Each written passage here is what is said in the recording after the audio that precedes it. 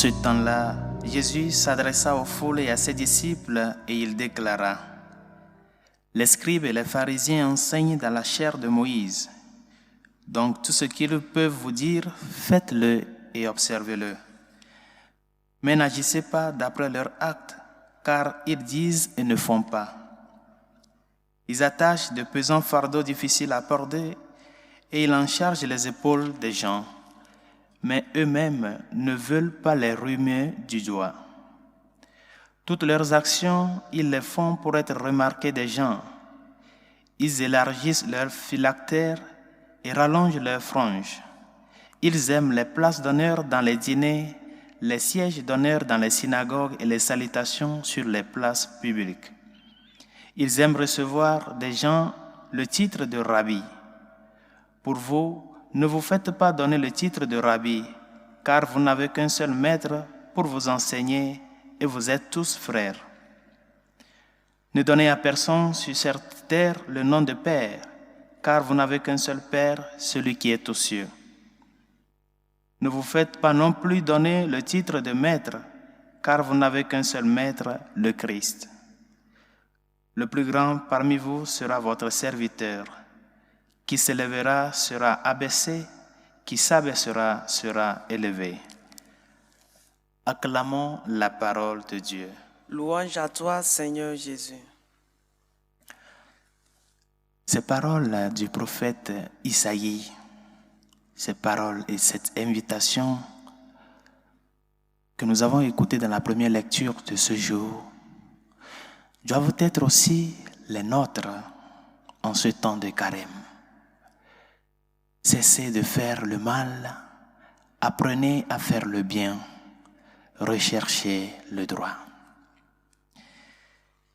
Il est vrai que nous faisons l'expérience, comme Saint Paul l'a dit, de ce que le bien que nous voulons faire, nous ne parvenons pas à le faire.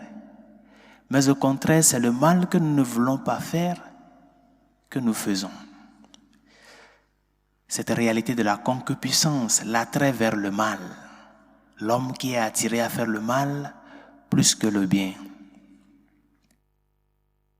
Et souvent, nous sommes des experts à critiquer les autres, des experts à dire telle ou telle chose des autres.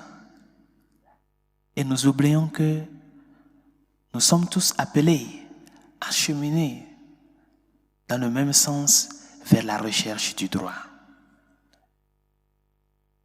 Quelle est l'authenticité et la rectitude qui est derrière ton intention dans ce que tu fais? Tu le fais pour recevoir des applaudissements? Tu le fais pour que les gens pensent bien de toi et parlent bien de toi? Tu le fais dans un sens de service et d'amour, de sacrifice? Quelle est l'intention, quelle est l'authenticité et la rectitude que doit avoir cette intention dans ce que tu fais? Et c'est ce que le Seigneur nous invite aujourd'hui à replanter et à nous reposer comme question et interrogation dans notre cheminement de chrétien.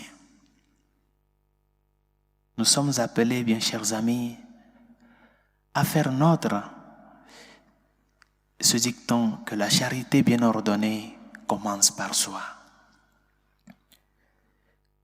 La charité bien ordonnée doit commencer déjà à la maison, dans ce que moi-même je fais. Ce pas premier que je fais pour pouvoir réaliser le bien, faire le bien, agir en bien, penser en bien, qu'il y ait cette cohérence dans ce que je dis et ce que je fais. Et surtout ne pas attendre que ce qui doit se faire, que l'autre vienne le faire. Pensant que, ça ce n'est pas à moi, c'est à lui. Nous devons rentrer, faire le dynamisme de l'amour. Cet amour qui recherche le bien, le beau, le vrai. Comment est-ce que tu te comportes dans la réalisation du bien? Parce que nous tous, nous savons ce qui est mal et ce qui est bien.